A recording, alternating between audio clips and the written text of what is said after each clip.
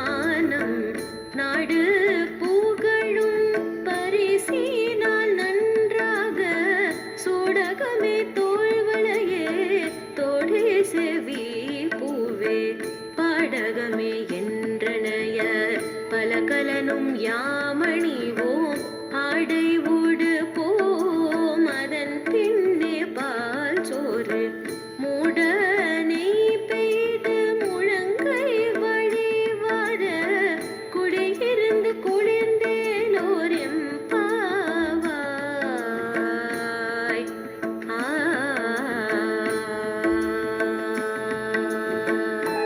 இந்த பாடலின் விளக்கம்: பகைவரை வெற்றி கொள்ளும் பெருமை உடைய கோவிந்தா, உன்னை வாயார பாடி பறையை பெற்று கொண்டோம். இனி நாங்கள் பெரும்படியான பரிசுகள் என்ன?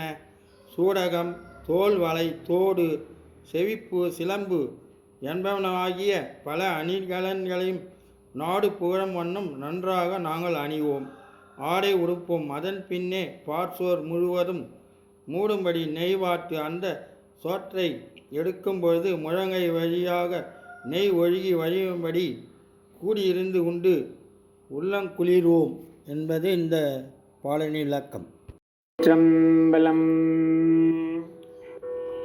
அது பள்ள சுவையென அமுதன அரிதற்கு அரிதன எளிதன அமரரும் அறியார்.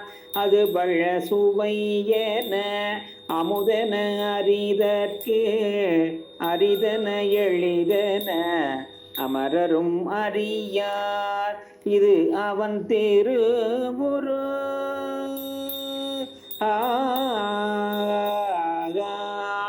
இது அவன் திருவுரு இவன் அவன் எனவே எங்களை ஆண்டு கொண்டு இங்கெழுந்தருளோ.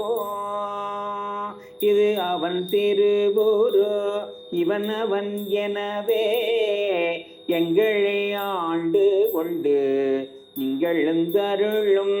மது வளர் பொழில் தேரு உத்தர கோச மங்கையுள்ளாய் தேரு பெருந்துறை மன்னா. மது வளர் பொழில் தேரு உத்தர கோச மங்கையுள்ளாய் திரு பெருந்துறை மன்னா. எது எமை பணிகொள்ளும்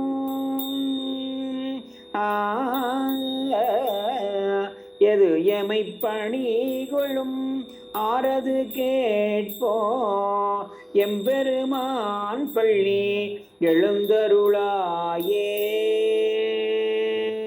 எம்பெருமான் பள்ளி எழுந்து அருளாயே. இந்த பாடலின் விளக்கம்: தேன் சொரியும் மலர் சோலை சூழ்ந்த திரு உத்தர கோச மங்கை திருத்தலத்தில் எழுந்தருளியிருப்பவனே, திருப்பெருந்துறை அரசே, உன் தன்மையாகிய அது பல சுவை எனவும் அமுதம் எனவும் அறிந்து கொள்ள முடியாதது எனவும் அறிந்து கொள்ள எளிமையானது எனவும் தேவர்களும் அறிய மாட்டார்கள்.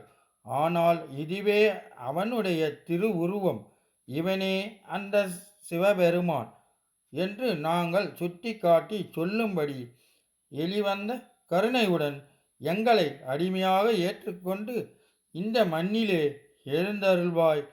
நீ எங்களை ஏவல் கொள்ளும் முறையை எது?